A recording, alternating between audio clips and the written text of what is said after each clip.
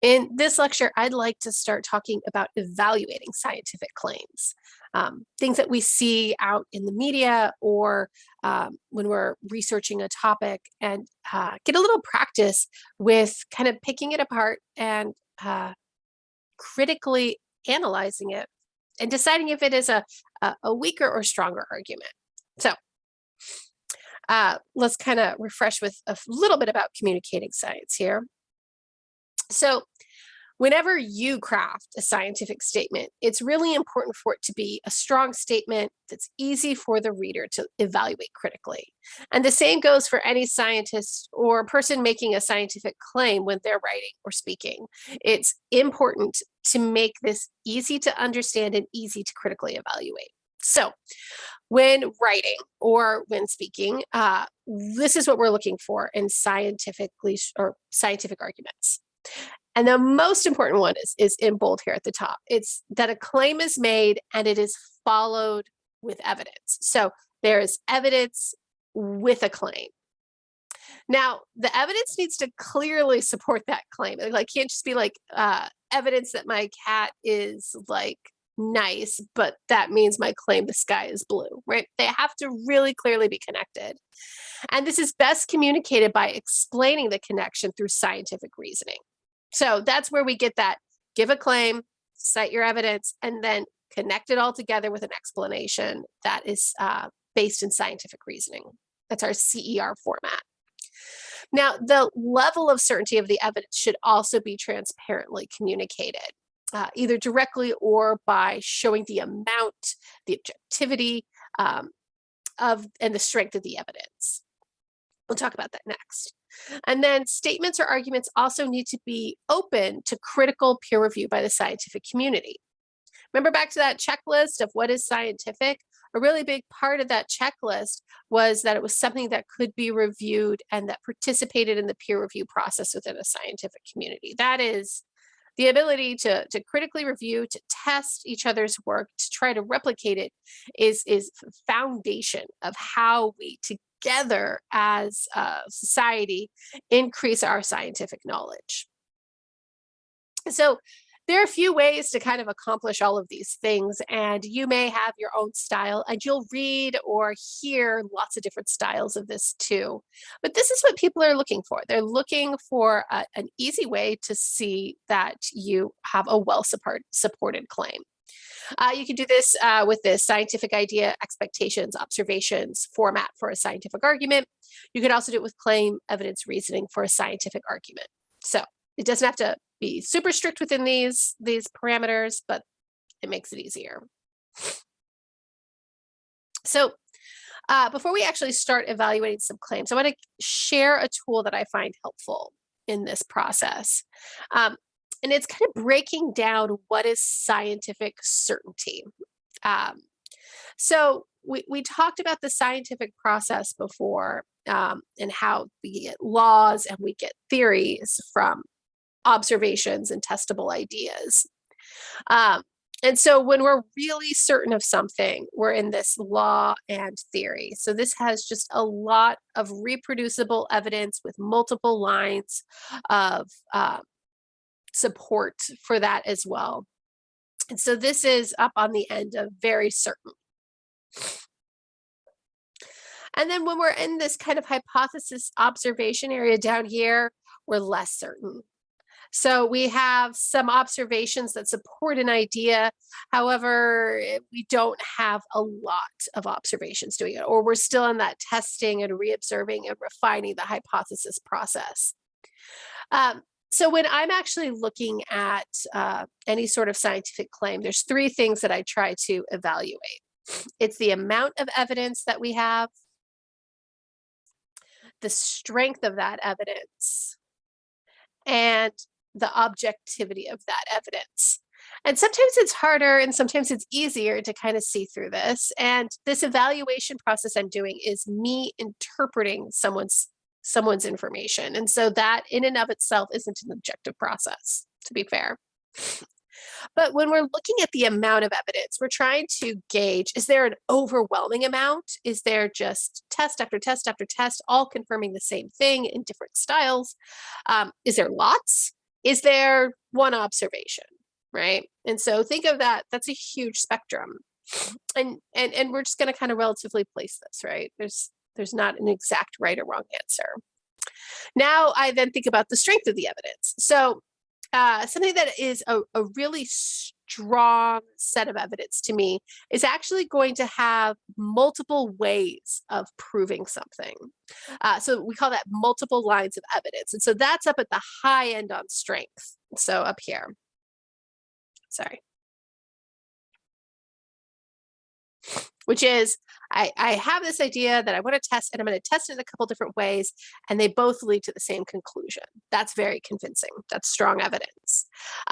Now, slightly less convincing, but still really great, is a really well-designed experiment that doesn't have any glaring omissions or loopholes or variables that weren't accounted for. A little bit less so like a single line of evidence, like we tested it in one way with like one kind of idea of how to test this, and we got the answer we wanted. Or like it's and it might still be well designed and have no major gaps or loopholes.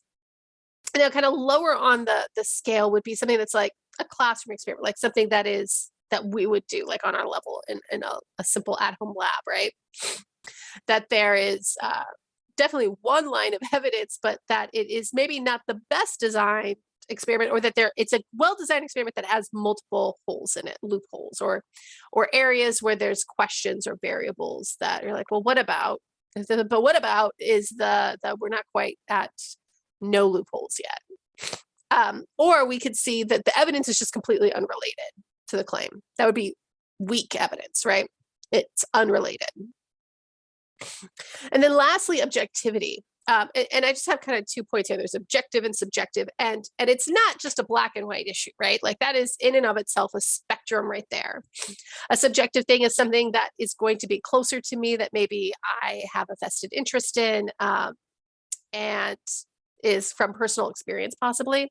Whereas objective is something that is a testable idea that is not like me testing it on myself, right? Or something that I care about or that I'm emotionally attached to. And subjective and objective can be a hard thing to actually critically, like to compare and evaluate. So that this one can sometimes, because it all feels like it's in the gray area on that one. So let's walk through a few, just 2 examples based on an activity about allowing cats outdoors, and the idea that cats should be banned outdoors because they kill birds, lizards, and small mammals at like astronomical proportions. And so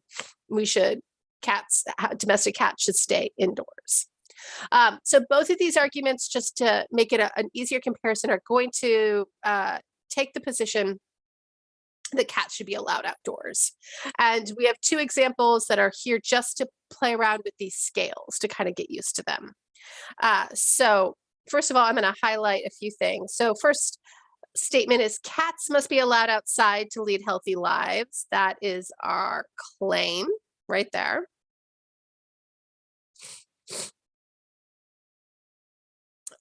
My cat looked like he gained a lot of weight when we kept him indoors for 6 months, and he meowed all the time. This appears to be the evidence.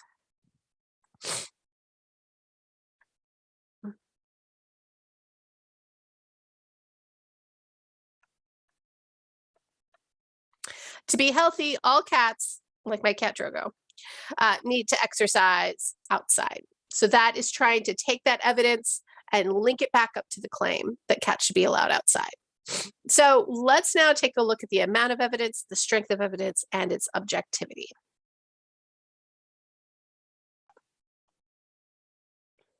All right, let's start with the amount of evidence between overwhelming, lots, and one observation. We are looking at, this is citing one cat, and so it's one observation, right? So it's just one. So we're down here at one observation. All right, that's not a lot of evidence, right? Looking at one cat's behavior over 6 months. Strength of the evidence between like multiple lines of evidence, well-designed, all the way down to evidence unrelated. Well, the evidence is related, right? It is about the cat's health. it looks like he gained a lot of weight, is not something that looks like a designed test at all, but rather a memory of a set of observations. There's no like units. There's no like, I weighed my cat in the beginning and then I weighed him 6 months later and he gained 3 pounds, right? There isn't any sort of data really attached to this. It's just very observational in that yeah, the cat looked bigger. I mean, yes, the cat looked bigger. He meowed a lot. How much did he meow? Did his meowing increase 20%? Like, how was it tracked? Like, so the well-designed no loopholes isn't part of this statement at all. And so this is going to come down here. Maybe it's not unrelated. It's definitely not at the level of a classroom experiment though either. So it's kind of in between those, right? So pretty low on the strength of evidence. Now let's look at objectivity. This is about my cat Drogo. I love him and he is a treat and I have a lot of emotions wrapped up in him.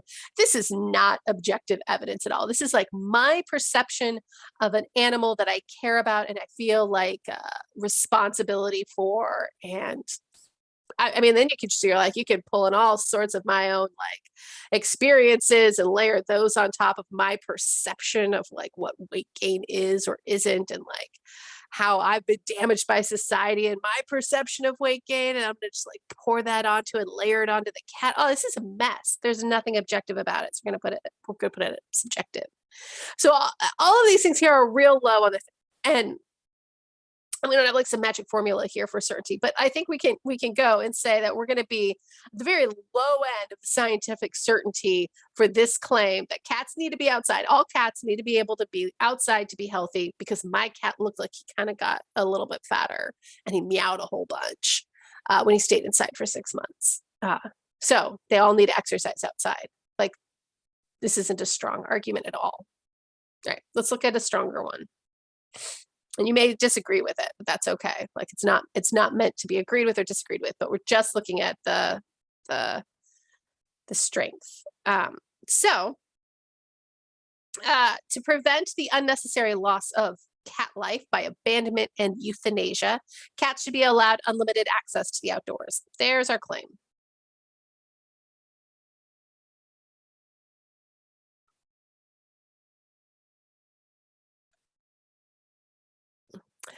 The work of Buffington et al., citation that I was lazy and didn't put in, but it was in our activity last week, reports millions of cats are surrendered to shelters each year, and that the most common reason given is inappropriate elimination. Their work also found that cats using indoor litter pans had an increased risk of feline urologic syndrome. All right, so this is our evidence. The evidence is a peer-reviewed journal saying that millions of cats are euthanized, and one of the common reasons is for inappropriate elimination. Leading cause of that is feline urologic syndrome. Okay. And that feline urologic syndrome happens more often when a cat is indoors eliminating. So then the reasoning piece is going to be next, which is cats who eliminate waste outdoors have a lower instance of inappropriate elimination, and so a decreased chance of being euthanized. So here's our reasoning evidence. Okay, let's evaluate just on amount, strength, and objectivity, regardless of what we actually think about the argument. So overwhelming to one observation. Now, in this case, we would actually, just from the statement, we're like, okay, where someone is citing a peer-reviewed journal, an article, and so we're not just going to evaluate the amount of the evidence based on the way it's summarized, but actually from the article. And so we would go to the article, we would make sure that there was like, how many shelters were evaluated, how many like surveys were done, how do we know that there's an increased rate? Like, did you study 10 instances of a cat being abandoned or 10,000?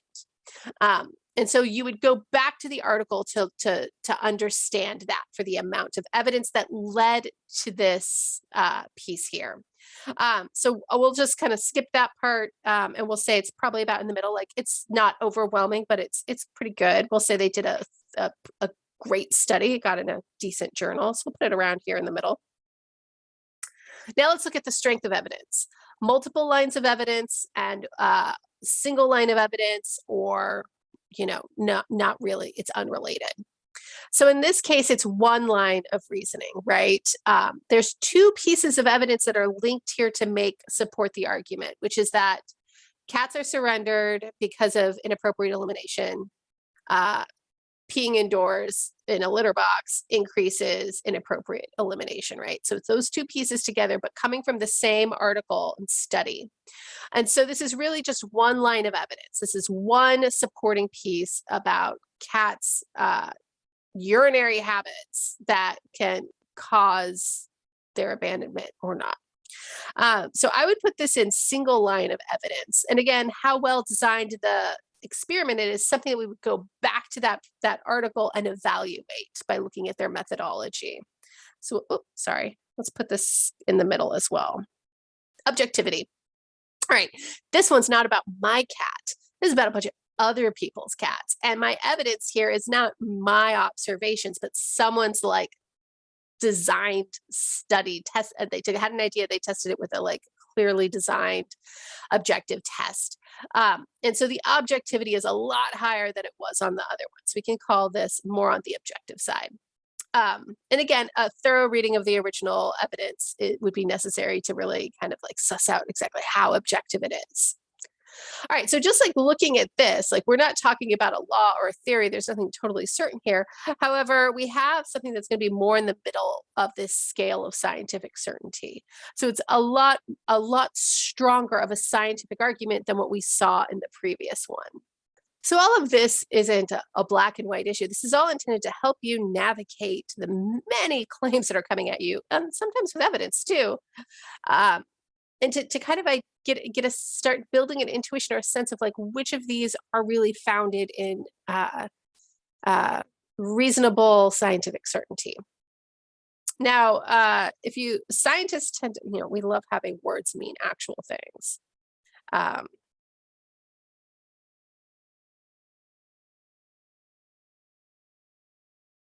There we go. Sorry. So here's some confidence and likelihood terminology that that scientists will use in scientific writing, and it has a meaning in kind of common English language, but it typically has a very specific meaning in scientific writing. So if you see someone report something and they use the term very high confidence, it means that about 9 out of 10 of this is correct. They're 90% or higher. High confidence is about an 8 out of 10. Medium confidence, 5 out of 10. Low, 2 out of 10. Very low, less than 1 out of 10. So this is just how we use that terminology and what it kind of means, within reason. Then the likelihood terminology I find really interesting. Virtually certain, nothing's 100%, but greater than a 99% probability. Extremely likely, 95% probability. Very likely, 90% probability. Me personally, if someone says, "Oh, that's very likely," I'm "Oh, it's more than 50%." But actually, if it's in a scientific journal and I see someone say very likely, I'm "Oh, more than 90%, that's very likely, very, very likely." That 50%, that's going to be more likely than not, right? About as likely as not is in that 33 to 66%. That's a larger range if you see that terminology. Very unlikely is something that, again, if someone said me that in a conversation, very unlikely, I'd be "Oh, less than a half, 50-50 chance," right? But no, when a scientist uses it means less than 10%. Now, exceptionally unlikely, that's less than 1%. So these are words that you actually hear now in the news, especially around the COVID-19 and the pandemic. And these words, when a scientist is saying them in an interview, have very specific meaning that then doesn't translate necessarily into just the way we speak in every day. I find that fascinating. It's really interesting. So try to see if you can tune into this language out in the news if you pay attention. All right, and this is kind of some of the skills or tools that I hope you can use to start evaluating other scientific claims. We're going to go through an activity that gives you some practice in a couple different ways, listening and reading and diving into some data next.